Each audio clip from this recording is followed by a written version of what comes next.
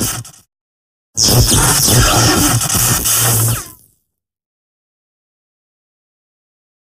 saya ialah Izmar bin Jamaluddin. Berasal dari Gurun, Kedah. Jadi saya mendapat pendidikan awal di SK Gurun, kemudian melanjutkan pelajaran di SMK Gurun, Kedah. Selepas itu saya melanjutkan pengajian saya peringkat ijazah di USM. Saya mendapat pekerjaan di Sabah, iaitu SMK Kuhara, Tawau, Sabah. Bermula dalam tahun 1988 sampai 1991. Selepas 4 tahun berkhidmat di sana, saya ditukarkan ke BM High School, Sekolah Tinggi Bukit Mentajam, selama setahun. Sebab saya mohon untuk ditukarkan untuk melanjutkan pengajian saya di peringkat master. Kemudian saya sambung di SMK Sekolah Munshi. Selepas itu saya dinaikkan pangkat menjadi PK petang, dipanggil pengindah petang di bawah Cikgu Rashid di SMK Bukit Gambir. Lepas di SMK Bukit Gambir, saya melanjutkan pengajian saya di IAB dan juga di UM. Di IAB untuk diploma pengurusan sekolah, dan sambung master saya di UM. Selepas balik dalam 2003, saya ditempatkan semula sekejap di SMK Bukit Gambir. Pada masa itu sempat saya memegang jawatan PK Kuku. Seterusnya saya ditukarkan ke SMK Teluk Bahang, ini sebagai PK Hem. Selepas itu ditukarkan ke SMK Air Hitam. Saya dinaikkan pangkat menjadi pengetua di SMK St. George, Balik Pulau. Selepas itu saya mohon untuk menjawat jawatan yang baru, iaitu jawatan School Improvement Partners SIP Plus di PPD Barat Daya. Dan sejarah perkhidmatan saya tamat di PPD Barat Daya pada tahun 2021. Saya memegang falsafah Kaizen. Kaizen ini maksudnya ialah continuous improvement.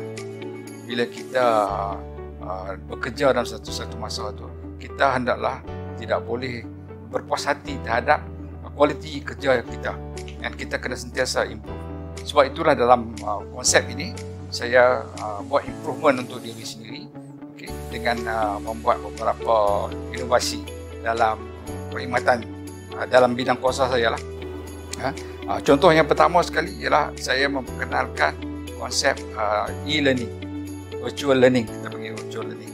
Virtual learning ini saya adakan bersama-sama dengan beberapa buah sekolah di Barat Daya, sekolah-sekolah rendah di Barat Daya, dan mendapat sokongan yang kuat daripada guru besar, dan kita buat virtual learning bersama dengan sekolah di Hat Yai, sekolah di Thailand.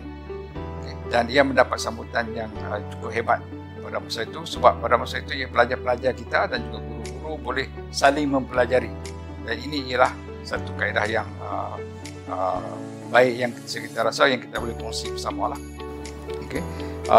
Keduanya juga saya buat apa yang dipanggil sebagai edutourism. Edutourism ni education dengan tourism, iaitu konsep saya pada masa itu ialah saya nak mengantarabangsakan sekolah-sekolah di Barat Daya. Dengan itu saya buat program-program lawatan daripada Barat Daya ke sekolah di Thailand. Tapi bukan saja melawat secara sosial, kita buat iaitu mereka hadiri camp. Camp yang kita panggil sebagai MIT. Malaysia, Indonesia, Thailand. Harapan saya yang pertama sekali terhadap pengetua lah. Pengetua dan guru besar, khasnya ialah kita sebenarnya bila kita memegang satu jawatan yang tertinggi di sekolah, kita mempunyai banyak kuasa yang boleh kita laksanakan.